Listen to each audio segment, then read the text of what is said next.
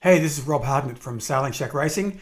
Today, this little movie video we're doing through a PowerPoint presentation is of a brief history of the Seaway 25 yacht in Australia. The Seaway 25 has been around since a long time, really designed around 1979 and launched in 1979, but it's still going, and there's many more of these boats around Australia. So I thought it'd be great to do a little history of the boat, of where it came from, who designed it, what was the background, and see some of them racing today. First of all, the designer of the Seaway 25 is none other than Doug Peterson. Definitely one of the best yacht designers the world has ever seen. The late Doug Peterson, based out of San Diego, designed some of the fastest IOR yachts and had many yachts win many races all around the world. And Doug Peterson certainly is an iconic designer. The other person behind the Seaway 25 is Australia's own Tom Stephenson. Tom was a 1975 world half-ton champion in a yacht called Foxy Lady, and then went on also to campaign in the one-ton cup, and is definitely one of Australia's foremost sailors in ocean racing. And Tom and Doug combined really to develop the Seaway 25 as the class yacht for Australia. And we'll talk about a little bit of the background of that particular boat now. In fact, if you think about the Seaway 25, it looks very similar to this particular yacht, which is a boat called B195 or Pioneer Sound when it was first launched.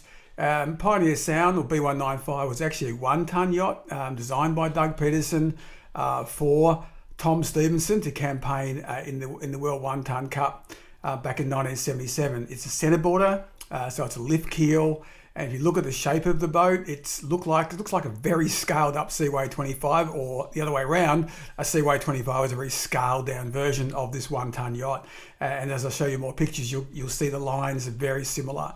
This boat, in fact, was built by Bruce Keir out of Melbourne, and was campaigned heavily, was the Australian one-ton champion that year, and was fifth, I believe, in the Worlds in 1977. Campaigned quite a lot through Hawaii and other of the big ocean races around that time. In fact, that shot where it's racing there, you can see is being campaigned in Hawaii.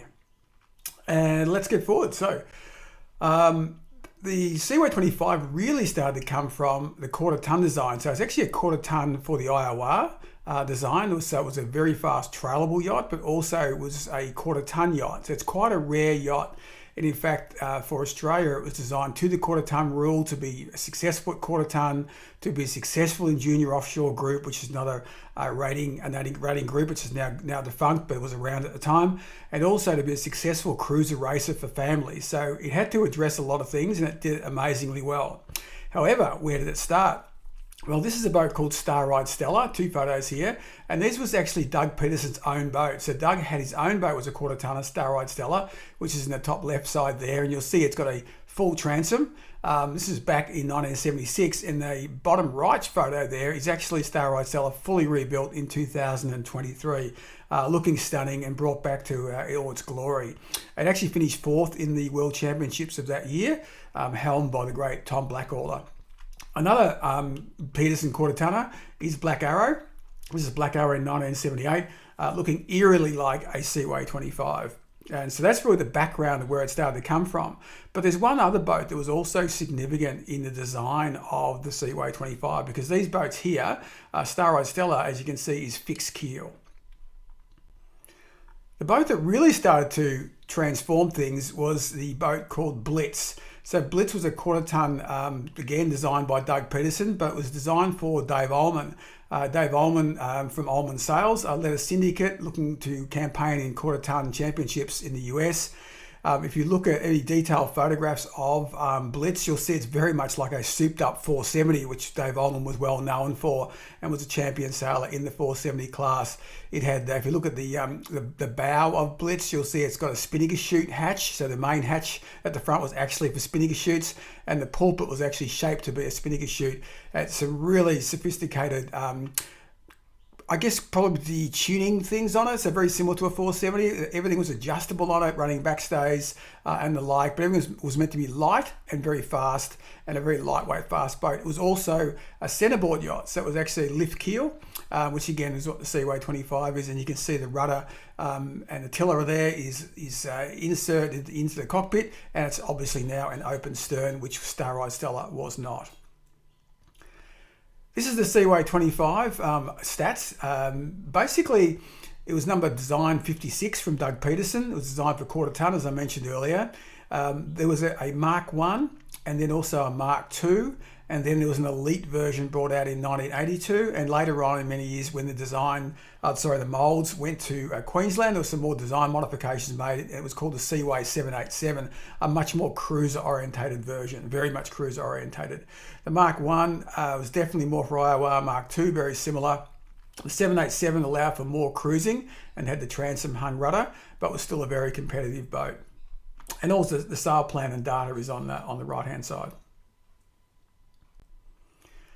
This gives you a layout of the Seaway 25 Mark 1. So this is an advertisement from around 1978, 1979 in Australian Sailing Magazine. You can see the Stephenson Sailboats was the builder in Black Rock in Victoria. A nice little Seaway 25 emblem, which you saw on some of the yachts when they first were launched on the cabin top. And you can see there that inside the boat it slept around 4 to 5 people. You had a galley in there. You can see where the centerboard case is alongside one of the bulkheads, the open transom, and so you got a real feel for what was inside the boat and also in the open area. So it was quite functional, and families used to race this yacht, then cruise this yacht, cruised it for weeks at a time. It's quite amazing how flexible this particular yacht was. This is an early shot of one of the very fast and early model Seaway 25 Mark 1. This is a boat called High Roller. It was owned by a guy called Ian Tudball from Sandringham Yacht Club. It was second in the 1979 quarter ton Australian Championships. That's it on the left and also on the right. There's a very young me in that photograph there in 1979, and I got to sail with Ian a few times on Ian Tudball's boat High Roller out of Sandringham. So a very highly campaigned boat and a very quick and rated quarter ton very successfully. This was a poster. It's one of the last remaining posters. Big thanks to Tom Stephenson who supplied this to me. This is a two-sided poster that was produced for the 1979 boat show in Australia, showing the Seaway 25. This is actually Volcano, a picture of Volcano, Tom's boat, sailing downwind. And what they did in the brochure, which I thought was really creative, or this poster I should say, was actually focus on around about 7 sailors there who actually owned the boats and talked about why they bought the boats, but what they did in their careers, what they did for a job, for example, and why they bought the Seaway 25 and why they enjoyed the boat. And for example, many Seaway 25 owners own multiple versions of them.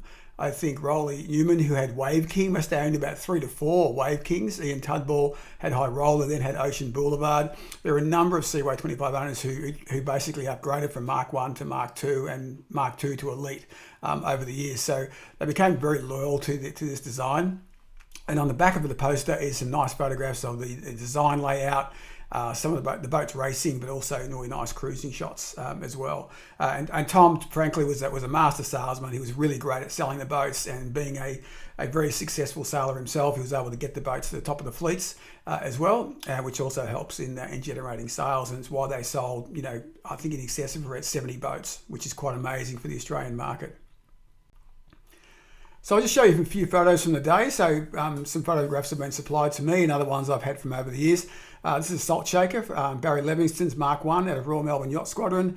You can see how fast the boats are, so carrying a full main and number 3, but very competitive against boats like an S&S 34, which is actually competing very successfully with in high conditions. Remember, this is a yacht that has a lift keel.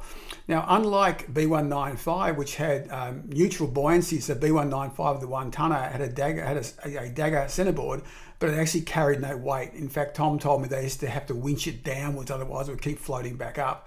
The Seaway 25 actually had lead. Not a lot of lead, most of the lead was in the hull itself, but there was lead in the centerboard just to make sure it sort of went down when you let go of the winch or your block and tackle system. Another couple of shots. This is Dr Stangelove, Peter Strange at a Metung Yacht Club. Again, another Mark 1, very fast campaign boat. Out of there, you can see how well it sailed. Of course, with if you look at the mainsail there, the old shelf main, you might be familiar with back in those days, just to try and get that extra area that was unmeasured area on your IOR design. On the right is Pippin, another very successful boat owned by Bernie Case at a Royal Yacht Club of Victoria. And you'll see Pippin a little bit later on, still going strong. This is Freeway the Seaway, which is in fact the boat that I now own. It was back in the day, it was owned by the Gidders family. That's them at Marley Point overnight race. We think it's Salt Shaker, just to the port of them. Getting ready for one of the biggest trailable yacht races in Australia, which would see up to some 300 to 400 boats compete. And the Seaways, in fact, there were so many Seaways competing during the 80s that they in fact had their own class, and they sort of one design class as well as being a successful boat. So this is a good example of seeing how successful it is as a trailable yacht, how successful it was as a quarter tonner. So almost any kind of event it went into, the Seaway 25 had such a great pedigree and was always the boat to beat back in those days. Volcano, Tom Stephenson's own boat, going downwind there, sporting a North Main and a Hutrahan kite. You had the choice of sailmakers, which when you bought a Seaway 25, although the North Loft was very close to Tom's business, so it got a lot of the lion's share. But so did Hood and obviously so did Remington's and Mark Remington, I must say, who also made a number of the sails for the boats. Avante Seaway. This is a Seaway 25 Elite, Dennis McConnell's boat, and you can see the Elite being a little bit different now with the much higher cabin. In fact, it's actually got a window in the side as well. So they actually put a much larger cabin, redid the cockpit layout, and they now had a stern-hung rudder. But you can see it really didn't slow down their sailing. So Avante there is carrying runners and check stays and was campaigned very heavily out of Royal Melbourne Yacht Squadron. Endless Advice, Ray and Glenn Stone's boat from Mornington Yacht Club, made the front cover of Modern Boating magazine. It's a great shot of her probably in the Petersville Regatta, I'd imagine, being sailed quite seriously, and it was very successful in its campaign. Endless Advice is still going. It was owned by the previous owners for the last 20 years as well, and has always been kept in immaculate condition. This is a Seaway 25 Mark II. So before they went to the Elite, the one on the right-hand side here, this is a Mark II, and you can tell the Mark II, slightly bigger cabin, but it had two windows in the side versus the Mark I, which just had the one window. Another Seaway 25 Elite out of Sorrento, Sailing Club in Melbourne. You can see the window on the side now, so the window halfway down the hull. There was a shallow cockpit, much more shallow, wider cockpit than the Mark I or Mark II, and you could actually get a couple of people sleeping underneath the cockpit, so you can always get like a double bunk underneath there. And so that's why it was kind of a different design, but primarily exactly the same hull and still the lift centerboard. Beau Brummel, another well successful and very well sailed Seaway 25, probably in the Marley Point given the numbers on the side of the boat, so it's just on a two-sail reach. St Elmo's Fire was a good example of the Seaway 25 Mark II, but this one actually went to a fixed keel. So there were some fixed keel versions made of the Seaway 25. Very few, probably about 5% of the total was a fixed keel. This is a fixed keel, but this one also had an inboard motor. So there was actually enough room to squeeze in like a sort of an 8 to 9 horsepower inboard diesel. And St Elmo's Fire, it's currently St Elmo's Fire in 2024, so it's looking in great condition with the fixed keel and also with an inboard motor. On the right is Pippin. So Pippin's still going. So after being launched in 1979, 1980, I think, Pippin now sports a stern hung rudder, a bit like the Mark IIs. And that's her racing in recent days with Grey Nurse over to her port, a standard Mark I. And Grey Nurse I saw just recently was down to Gippsland Lakes, so it's still sailing out of Hastings, Gippsland Lakes, and being raced quite competitively alongside Pippin. This is Volcano, so the early boat of Tom Stephenson's. Volcano did actually go up on a reef in Queensland, but was extensively refurbished and rebuilt. And it was a fantastic rebuild. Now sporting, would you believe it, an enclosed head down below, still within the Mark I shape. So it's a remarkable effort by the guys who rebuilt Volcano. And you can see they also did some little tricks to it. So that you can see the rudder at the back there. That's actually the rudder, which is a cassette. So it goes inside the cockpit, a bit like how Blitz was done, but it allowed the boat to be trailable. So the whole rudder, cassette and tiller, which you can see is the brown thing, looks like a snake hanging at the back of the boat. That's just the tiller folded backwards there. Volcano is very well set up for cruising. You can see a number of the things like the solar panels added to the boat. Elise is at Mornington, another Mark I, selling really well, still going. Superfoot, another Mark I, again still going and starting competitively out of Brighton with a nice set of current lightweight sails. Superfoot, like Pippin, now has a transom hung rudder as well. As you can see, the outboards move from the sort of stern of the boat right to the outside of the boat. So they've actually put it on the starboard side, the sloping transom. A little tricky to fit, but you've got to get if you're hanging the rudder off the back, your outboard's got to go somewhere. But again, Superfoot, again, well sailed, still out there winning races. Last couple of shots. This is two sister ships. This is Small Hotel, which was number 42. Small Hotel was one of Tom Stephenson's boats. It was a boat show boat. It was set up so well for the boat show. It was called Small Hotel because it had a little cocktail bar, believe it or not, below. When Tom launched it, it was done as a show boat. So it was some fantastic colours. The boat is still going well. It's based up in Queensland these days. And it was number 42. Number 43 is in fact our boat. So that's Quarter Wave. Which has been renamed. So Quarter Wave was actually number 43. So they're actually sister ships. And so we've got number 42 and number 43, both are Mark 1s.